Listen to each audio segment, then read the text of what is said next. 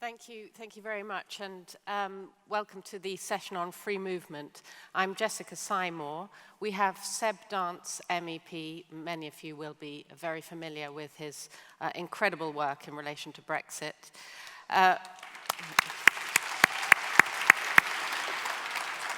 Jane Dyball, CEO of the UK Music Publishers Association, Bella Frimpong from For Our Future's Sake, and Laura Shields from British in Europe. Now, we don't have very much time, but I just want to say a couple of words about free movement. We know that immigration was a key driver in the vote, whether motivated by real experience, perception, or the lies about Turkey, Macedonia, Serbia, etc. But the language has now shifted to the reality. The language that is now being used is the language of free movement. And this fundamental freedom is one of the most progressive developments in post-war history. It's an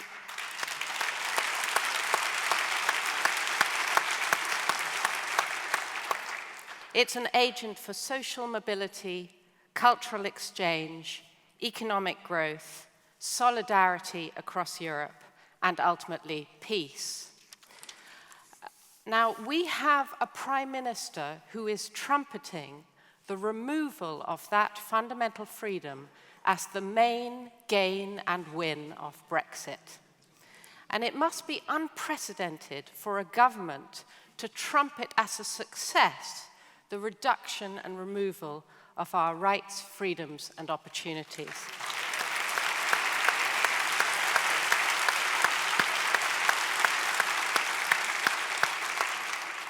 So I want to turn to Seb first to ask you about where you think the public are with this. We know that for Theresa May, the ending free movement is very close to her heart. It's something emotional rather than rational.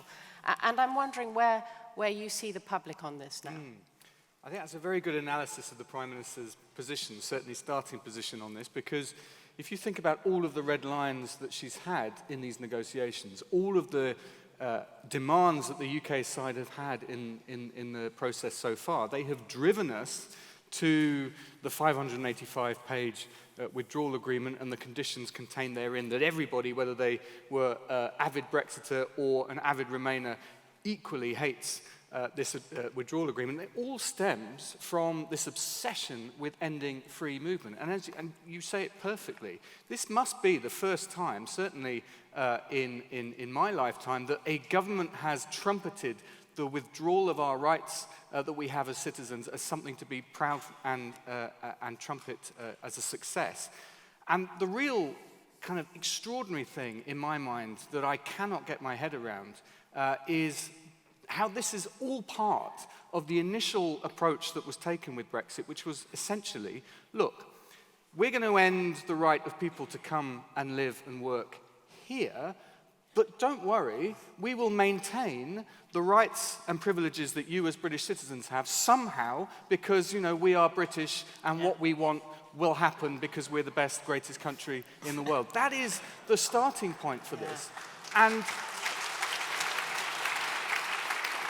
in so much in these Brexit negotiations, it has been a refusal to own up to the costs of what we are signing up to. So it's all about the benefits, what we can possibly get, and none of the trade-offs on the other side.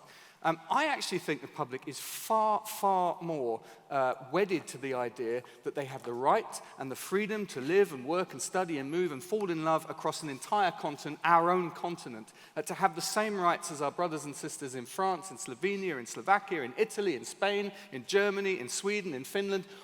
Even in non-EU countries like Norway, Switzerland, and Iceland, they also have this freedom. And here is the real tragedy and why we have to fight this tooth and nail. The jobs of the future, with increasing automation, which is happening not just, by the way, in manufacturing, but also in services, the jobs of the future will depend on networks. They will depend on our young people being able to share their expertise, to gain knowledge, to talk to their comrades and brothers and sisters in other countries, and we are putting our young people at a unique disadvantage in our continent. We will be the only citizens in Western Europe unable to travel and study and live and work freely across our own continent. Thank you.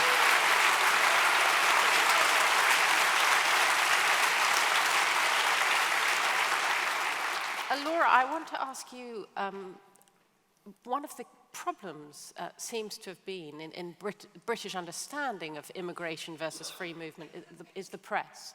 And I wonder whether you might comment on where the press are, whether the press are moving, etc.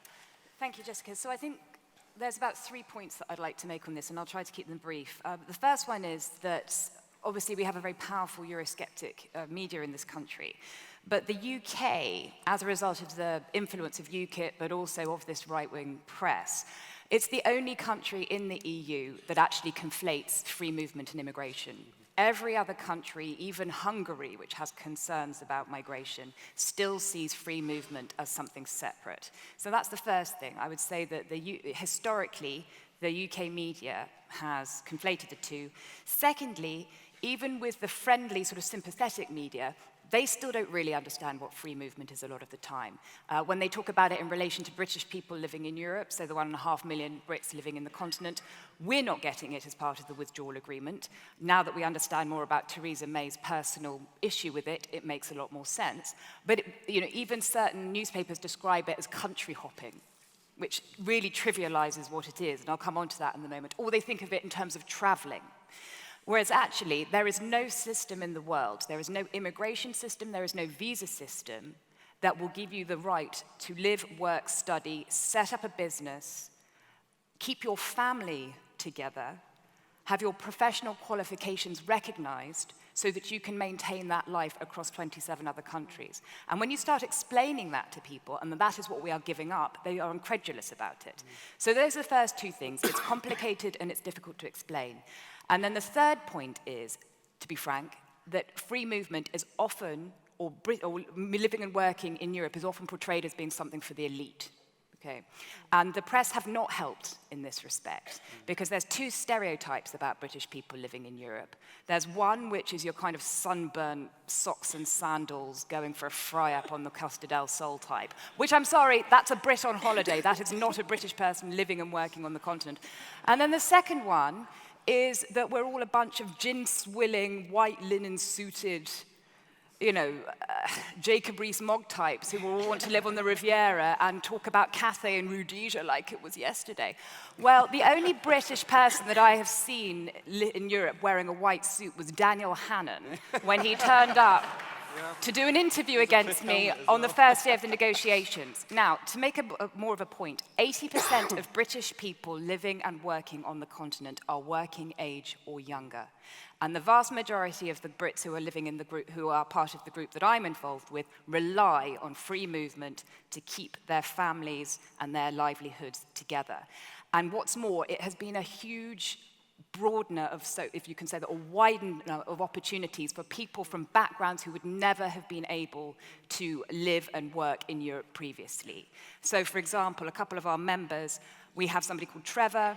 Trevor left school at 16. They often didn't have any money for him to pay for lunch at school. I mean, he came from a very, very disadvantaged background.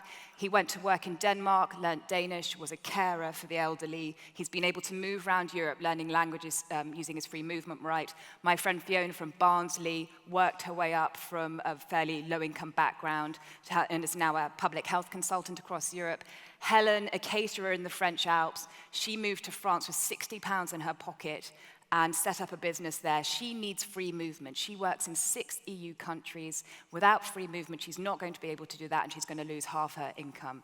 And what we are seeing is that the £30,000 immigration, minimum income requirement, the supposedly high-income, high-skilled barrier that Theresa May is putting up for EU citizens to come into the UK after Brexit, that is being seen and noticed, and it will be reciprocated. So anybody who comes from a disadvantaged background can kiss goodbye to the idea of a life on a continent, but the rich people like Nigel Lawson, will always be able to go and live in France. Yeah.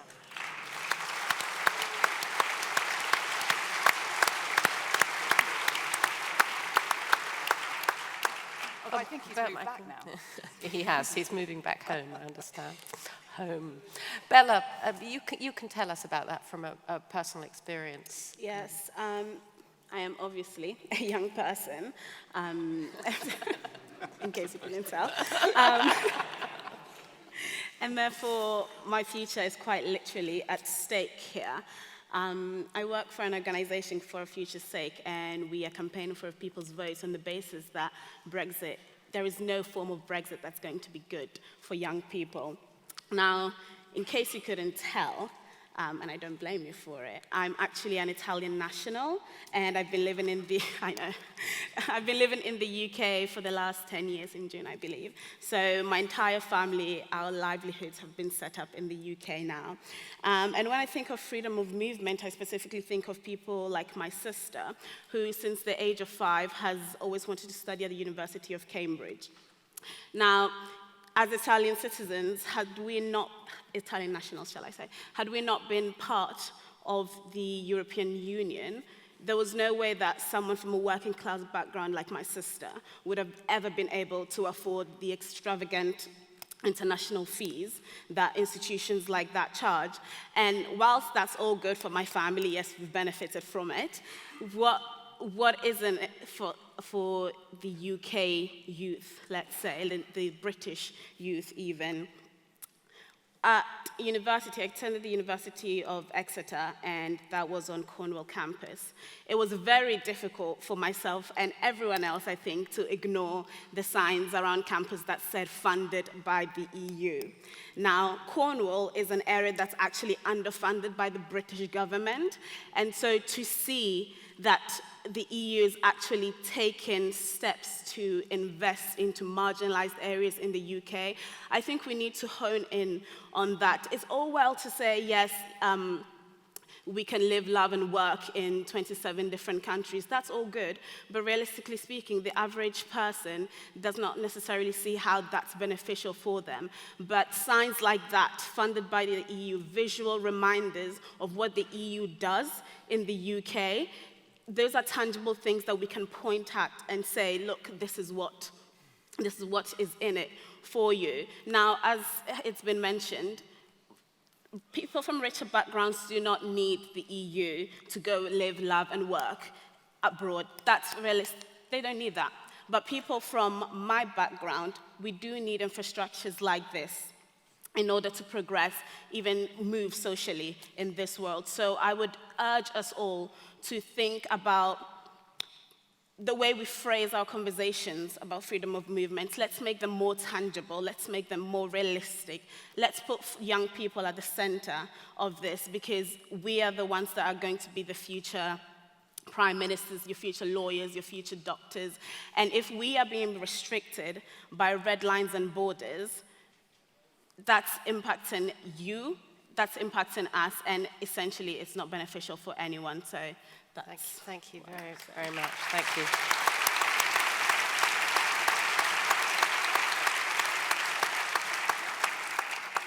And Jane, I want to ask you specifically about the music industry, because obviously the music industry is particularly affected by the ending of free movement. Yeah, sure. I'm a very fortunate person in that I've worked for several decades in the music business. Those are two words that independently I love. I love music, I love business. And it's really important to understand that the music business is not just about releasing great tracks and making everybody's lives better. It also contributes to the UK economy to the tune of £4.7 billion a year. It is one of very few growth industries in the UK. Out of that 4.7 billion, 1 billion equates to the live music industry. Now, the industry employs about 145,000 people, but we know that the music industry is full of people who are slightly below the radar. So those figures reflect UK Music, which is our trade organization that represents the whole industry. But there's whole swathes of people who operate outside of formal companies. So for us, we have to look at freedom of... I'm going to start off just by looking at freedom of trade, because in a world which works in intellectual property, it's really important to remember copyright and the importance of copyright to our business and our economy. Copyright has it exists separately in each country, but as members of the EU, we were very successful in harmonizing rules, and in harmonizing those rules across the EU, so still separate copyrights but harmonized, we were able to facilitate the launch of digital services such as Spotify, Apple, Google, Deezer, who were really struggling to deal with individual territory licensing. So a strong copyright regime is so crucial for us if we want to continue to contribute to the British economy. So if we look at freedom of movement then, I think there are two elements to this. There's the bureaucracy and the cost, and then there's the effect on the executives. So as far as bureaucracy and cost is concerned, the introduction of carnets to move goods from one country to another will create all sorts of problems for the industry. It's expensive, and as somebody described to me, carnets, it's like the equivalent of the Dead Sea Scrolls. It is not easy to do, and it is expensive to do. For visas, we will have to, well, we still don't know, but and I'll come back to that because that's a really key issue. But for visas, for people to move around, literally you can be in Paris one day, Berlin the next. Tours are not always organized logistically, so you make a nice little route around Europe. You go where you're booked to go and where the opportunity is, where there's a vacancy in the concert hall. And so you're going backwards and forwards all of the time. That level of bureaucracy and cost to our industry is going to be debilitating. But the real effect is on executives. We're very lucky in the UK that our music industry supports industries in America, in Europe, in Southeast Asia. You may not know, for example, how many, Katy Perry, when she goes on tour, 40% of her crew are British. She uses British hardware, sound lights companies based here. Beyonce, I think about 25% of her crew are British. So this is truly an export industry. If you bring it down from that level of the super successful crew who work internationally, you have orchestras, you have a violinist that might play with multiple orchestras.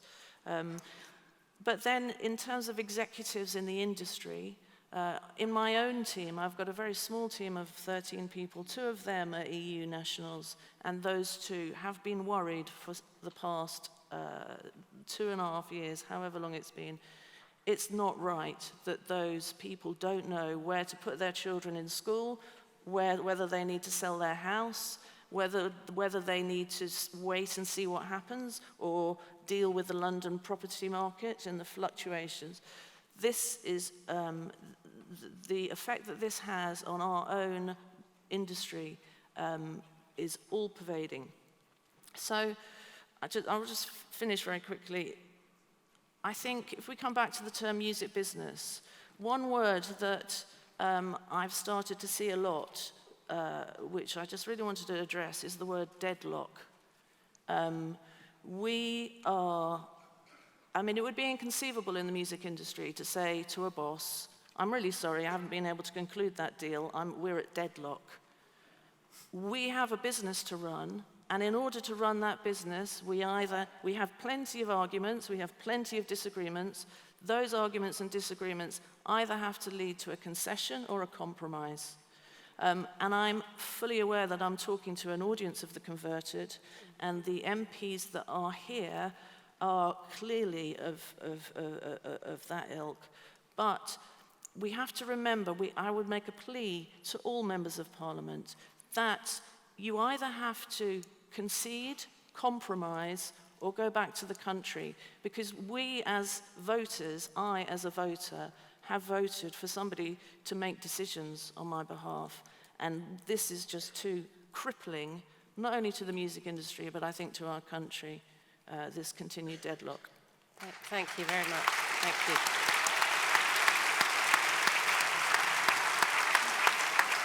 So we're running a bit over, but we did start a bit late. So I think we can wrap up. I hope there'll be time for questions. I just want to raise the sort of final issue, or the main issue, which is how do we go forward in terms of campaigning on free movement. There is a misunderstanding about what you're allowed to do under EU law. So you can go to another country and you can stay there for up to 3 months, and the country can require you to register. That doesn't happen in Britain. And after 3 months, you either have to have a job or you have to show that you have your own health insurance or that you're economically independent and not a drain on the social system. Now, that very simple fact means that there is no need to do this devastating thing of taking away everybody's freedom of movement. Because it is simply unnecessary. And I'm wondering, Seb, or really anybody on the platform, whether we need some new, fresh ideas about campaigning on free movement if there is another vote, because in the Remain campaign, in the first referendum, immigration was simply ignored.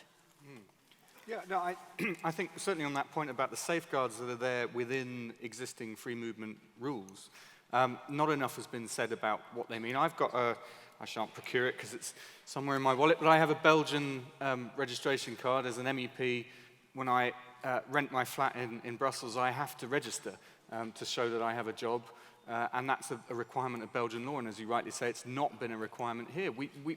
The government can do all sorts of things to ensure that the rights that we have under the Free Movement Directive are being properly applied. So those safeguards exist. So I think we should be doing more to explain that. But this is a strange kind of quirk of Brexit, because it's brilliant to see so many of you here today taking time out of your day to listen and to contribute to something that we all feel so passionately about. And I genuinely think that the bizarre upside of Brexit is that we now have the most energized, engaged, pro-European movement on the continent now in this country.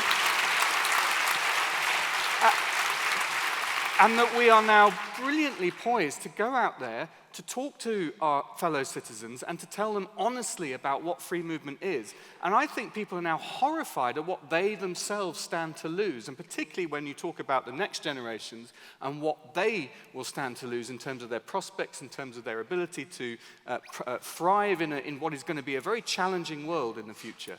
And that, I think, gives us an enormous potential now to go forward and make it a key part of a Remain campaign in a people's vote, which I'm sure we were going to get. Yeah.